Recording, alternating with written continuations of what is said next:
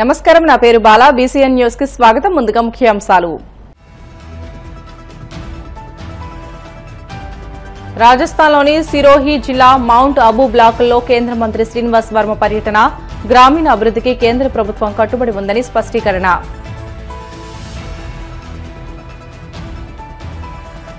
ప్రకాశం జిల్లా కల్లూరులో 3.80 కోట్లతో విద్యుత్ సబ్స్టేషన్ నిర్మాణానికి శంకుస్థాపన చేసిన మంత్రి గొట్టిపాటి రవి. లో వోల్టేజ్ లేకుండా నాణ్యమైన విద్యుత్ను సరఫరా చేస్తామని వెల్లడి.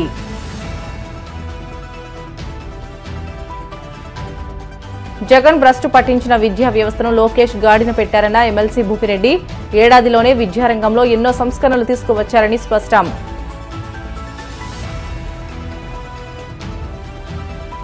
మంగళగిరి జనసేన పార్టీ కార్యాలయంలో జనవాణి కార్యక్రమం. ప్రజల నుంచి అర్జీలు స్వీకరించిన రాజానగర్ ఎమ్మెల్యే బత్తుల బలరామకృష్ణ. వికసిత్ భారత లక్ష్య సాధనలో గ్రామీణ అభివృద్దే కీలక పాత్ర అని కేంద్ర ఉక్కు, భారీ పరిశ్రమల శాఖ సహాయ మంత్రి భూపతిరాజు శ్రీనివాస్ వర్మ పేర్కొన్నారు. నీతి ఆయోగ్ యొక్క ఆస్పిరేషనల్ డిస్టిక్ట్ ప్రోగ్రాంలో భాగంగా రాజస్థాన్లోని సిరోహి జిల్లా మౌంట్ అబూ బ్లాక్లో 2 రోజుల పాటు ఆయన పర్యటించారు. రెండో రోజు మంగళవారం మౌంట్ అబూ బ్లాక్లో పర్యటించిన కేంద్ర మంత్రి ప్రధాని మోదీ పిలుపు మేరకు అమ్మ పేరుతో ఒక మొక్క కార్యక్రమంలో పాల్గొని మొక్కను నాటారు. మౌంట్ అబూబ్లోని బ్రహ్మకుమారి ప్రధాన ఆశ్రమాన్ని సందర్శించారు. అనంతరం అయోధ్యలోని రామ మందిర నిర్మాణంలో పాలు పంచుకున్న స్థానిక కార్మికులు, కళాకారులను కలిసి మాట్లాడారు. మౌంట్ అబూ గ్రామీణ ప్రాంతంలో కేంద్ర నిధులతో జరుగుతున్న పలు అభివృద్ది కార్యక్రమాలను స్థానిక జల్లోర్ ఎంపీ లుంబారాం చౌదరి, ఇతర ప్రజాప్రతినిధులు, అధికారులతో కలిసి ఆయన స్వయంగా పరిశీలించారు.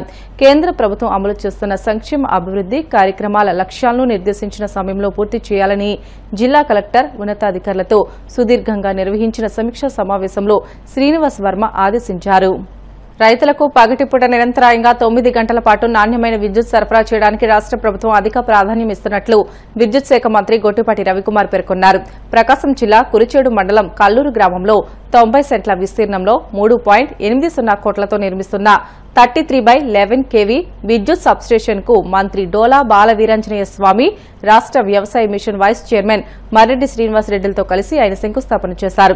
ఈ సందర్భంగా మంత్రి రవికుమార్ మాట్లాడుతూ 5 నెలల్లోనే ఈ స్టేషన్ ను పూర్తి చేసి కల్లూరు, కొత్త కల్లూరు, పశ్చిమనాయుడుపాలెం, కాశీపురం ప్రాంతాల రైతులకు లో వోల్టేజీ లేకుండా నాణ్యమైన విద్యుత్తును సరఫరా చేస్తామని అన్నారు. రైతుల అవసరాలను గుర్తించి వాటిని తీర్చే విధంగా విద్యుత్ శాఖ పనిచేస్తున్నట్లు మంత్రి స్పష్టం చేశారు.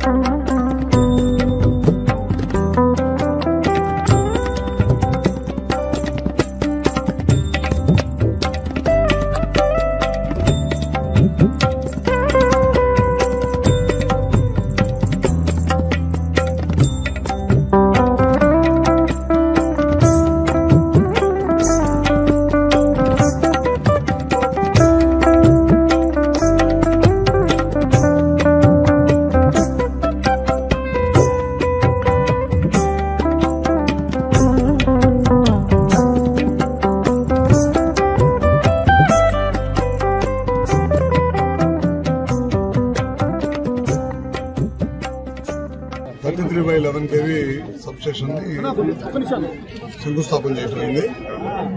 తొందరలోనే 4 నెలలు 5 నెలల్లో దీన్ని వినియోగంలో తీసుకుని వస్తాము. ఎందుకంటే ఈ ప్రాంత అవసరాలని రోజు కరెంటుకి సంబంధించి వినియోగం పెరుగుతూ ఉంది. దానికి తగ్గట్టే డెవలప్మెంట్ కూడా చేయాలి. అందుకని సబ్స్టేషన్స్ నిర్మాణం చేస్తా ఉన్నాం. దాంట్లో భాగంగా వాళ్ళు ఇక్కడ సబ్స్టేషన్ పెట్టాం. ఈ ఉమ్మడి ప్రకాశం జిల్లాలో ఇప్పటిదాకా 12 సబ్స్టేషన్స్ ఇచ్చాం. లోడ్ ఆధారంగా, అంటే లోడ్ ఎక్కడ ఉంటే అక్కడ ఆలస్యం చేయకుండా సబ్స్టేషన్స్ ఇస్తాము. అగ్రికల్చర్ కనెక్షన్స్ అయితే ఈ రాష్ట్రంలో తెలుగుదేశం ప్రభుత్వం, కూటమి ప్రభుత్వం అధికారంలోకి వచ్చిన తర్వాత మొదట 45,000 అగ్రికల్చర్ కనెక్షన్స్ ఇచ్చాం. మళ్ళీ ఒక 25,000 అగ్రికల్చర్ కనెక్షన్స్ ఇచ్చాం. రైతులు కూడా ఇబ్బంది లేకుండా ఉండాలనే ఉద్దేశంతో ఎప్పటికప్పుడు అగ్రికల్చర్ కనెక్షన్స్ కూడా ఇస్తా ఉన్నాము.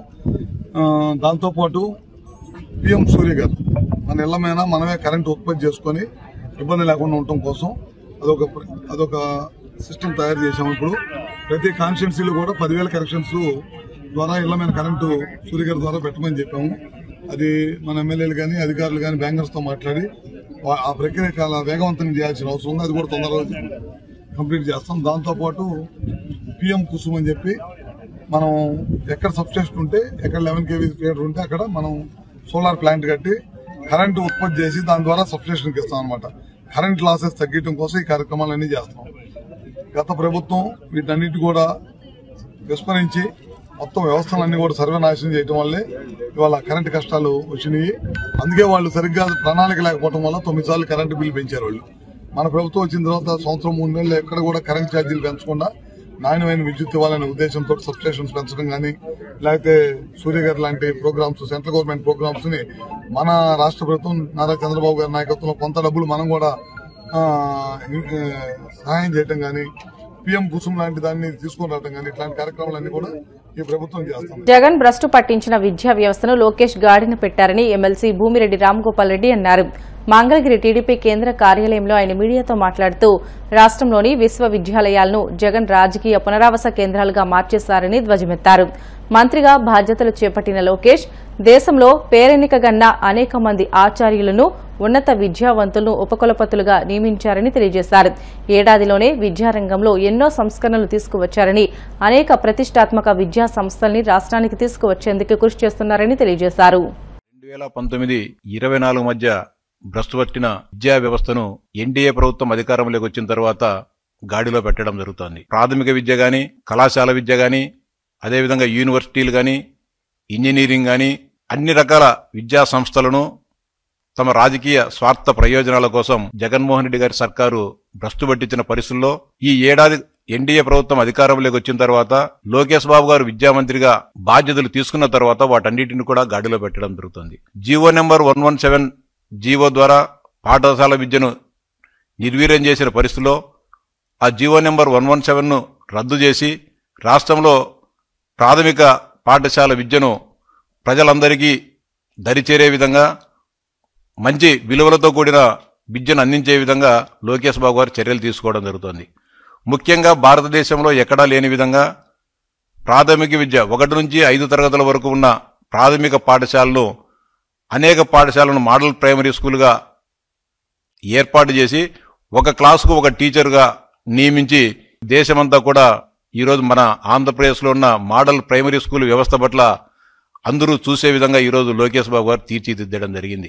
జగన్మోహన్ రెడ్డి గారు ఇంటర్మీడియట్ విద్యకు సర్వనాశనం చేయడం జరిగింది. గతంలో ఉన్న మధ్యాహ్న భోజన పథకాన్ని ఆయన రద్దు చేయడం జరిగింది. లోకేష్ బాబు గారు బాధ్యతలు తీసుకున్న తర్వాత ఇంటర్మీడియట్ విద్యార్థులకు మధ్యాహ్న భోజన పథకం, అంతేకాకుండా వారికి పుస్తకాలు, బ్యాగులు కూడా ఉచితంగా ఇచ్చి పేద బడుగు బలహీన వర్గాలు చదువుకునే ప్రభుత్వ జూనియర్ కళాశాలను బలోపేతం చేయడం జరిగింది.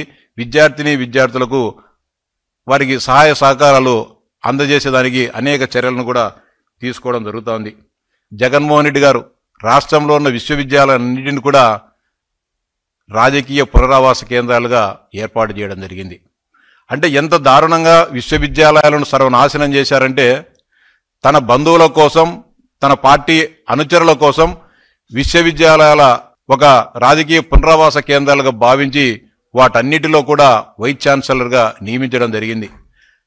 తన సొంత సమీప బంధువైన సుందరవల్లి గారిని నెల్లూరులోని సింహపురి యూనివర్సిటీ వైస్ ఛాన్సలర్గా నియమించడం, తన అనుచరుడైన రామకృష్ణారెడ్డి గారిని శ్రీకృష్ణదేవరాయ యూనివర్సిటీ వైస్ ఛాన్సలర్గా నియమించడం, తన పార్టీ అభిమాని తన అనుచరుడైన ప్రసాద్ రెడ్డిని ఆంధ్ర యూనివర్సిటీ వైస్ ఛాన్సలర్గా నియమించడం, అదేవిధంగా కడపలో 2020 సంవత్సరంలో నెలకొల్పిన వైఎస్ఆర్ ఆర్కిటెక్చర్ యూనివర్సిటీకి సురేంద్రనాథ్ రెడ్డి గారిని రిజిస్ట్రార్గా నియమించడం. అంటే తన బంధువుల కోసం, తన బంధువులను ఆర్థికంగా బలోపేతం చేయడం కోసం, వాళ్లకు ఉపాధి చూపించడం కోసం విశ్వవిద్యాలయాలను ఆయన వాడుకోవడం జరిగింది. కానీ లోకేష్ బాబు గారు మంత్రిగా అయిన తర్వాత విశ్వవిద్యాలయాల్లో రాజకీయాలకు వాడుకోకూడదని చెప్పి ఒక నూతన ఆలోచనతో ఈ దేశంలో పేరెన్నికగన్న అనేక మంది ప్రొఫెసర్లను, ఉన్నత విద్యావంతులను అందరినీ కూడా వారి దరఖాస్తులను పిలిచి వాటన్నిటిని కూడా వడపోసి మేలైన విద్యావంతులను ఈరోజు రాష్ట్రంలో ఉన్న యూనివర్సిటీ వైస్ ఛాన్సలర్గా నియమించడం జరుగుతోంది. అది ఉన్నత విద్య పైన ఈ ప్రభుత్వానికి, లోకేష్ గారికి ఉన్న చిత్తశుద్ధి అని చెప్పి చెప్తా ఉన్నా.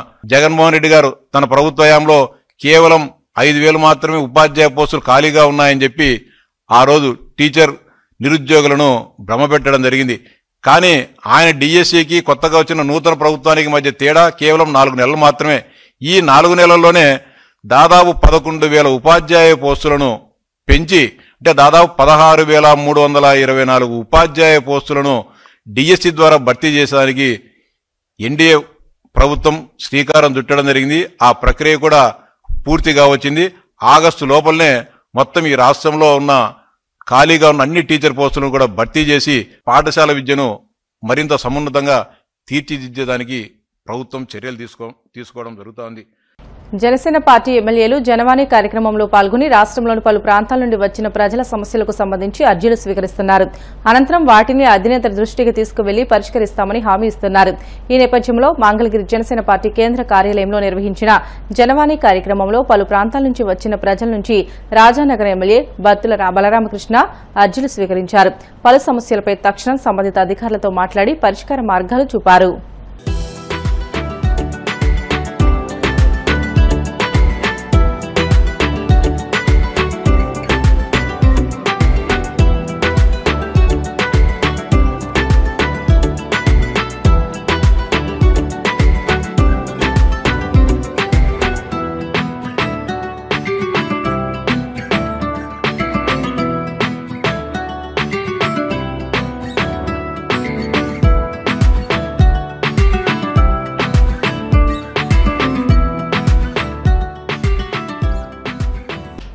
కేంద్ర ప్రభుత్వ వాణిజ్య పన్నులు పరిశ్రమల మంత్రిత్వ శాఖ ఆధ్వర్యంలో న్యూఢిల్లీ ప్రగతి మైదానంలోని భారత్ మండపంలో ఓడీఓపీ అవార్డుల ప్రదానోత్సవ కార్యక్రమం ఘనంగా జరిగింది. రాష్ట్ర వ్యాప్తంగా ఎంపిక చేసిన 7 ఉత్పత్తుల్లో పశ్చిమ గోదావరి జిల్లాలోని నరసాపురం క్రోచెట్ లేస్ ప్రొడక్ట్స్ కు ఓడీఓపీ అవార్డు లభించింది. ఈ అవార్డును కేంద్ర మంత్రి పీయూష్ గోయల్ చేతుల మీదుగా పశ్చిమ గోదావరి జిల్లా కలెక్టర్ చదలవాడ నాగరాణి అందుకున్నారు. ఈ సందర్భంగా కలెక్టర్ మాట్లాడుతూ నర్సాపూర్ లేస్ అల్లికలకు గత సంవత్సరం జీఐ గుర్తింపు రావడం, నేడు 1 డిస్టిక్ 1 ప్రొడక్ట్ కింద అవార్డును అందుకోవడం చాలా సంతోషంగా ఉందని అన్నారు. ఈ గుర్తింపులతో వేలాది మంది నేత కార్మికులు, కళాకారులకు ప్రోత్సాహం ఇవ్వగలుగుతున్నామని అన్నారు. అంతర్జాతీయ గుర్తింపుతో పాటు రాష్ట్రంలో జీఐ గుర్తింపు పొందిన ఉత్పత్తుల్లో ఒకటిగా మన లేసు ఉత్పత్తులు నిలవడానికి కారణమైన తయారీదారుల కృషి ఫలితంగా నేడు మరో అవార్డును ఓడీఓపీ క్రింద పొందగలిగామని అన్నారు. ఈ సందర్భంగా జిల్లా కలెక్టర్ నాగరాణి లేసు తయారీదారులందరికీ ప్రత్యేక శుభాకాంక్షలు తెలియజేశారు. ఈ కార్యక్రమంలో మంత్రి ఎస్ సవిత, చేనేత, జౌళి శాఖ కమిషనర్ రేఖారాణి, ఐఏఎస్, కేంద్ర, రాష్ట్ర ప్రభుత్వాల సీనియర్ అధికారులు, ఓడీఓపీ అవార్డుకు ఎంపికైన జిల్లాల కలెక్టర్లు తదితరులు పాల్గొన్నారు. కరేడు గ్రామ రైతులు వైసీపీ అధినేత మాజీ సీఎం వైఎస్ జగన్మోహన్ రెడ్డిని కలిశారు. చంద్రబాబు ప్రభుత్వం బలవంతంగా భూములను లాక్కోవాలని చూస్తుందంటూ రైతులు జగన్కు ఫిర్యాదు చేశారు. పచ్చని పంట పొలాలను లాక్కుంటే తమ పరిస్థితి ఏంటంటూ ఆవేదన వ్యక్తం చేశారు. రైతుల బాధలు విన్న జగన్ వారికి ధైర్యం చెప్పారు. వాళ్ల పోరాటానికి అండగా ఉంటామంటూ భరోసా కల్పించారు.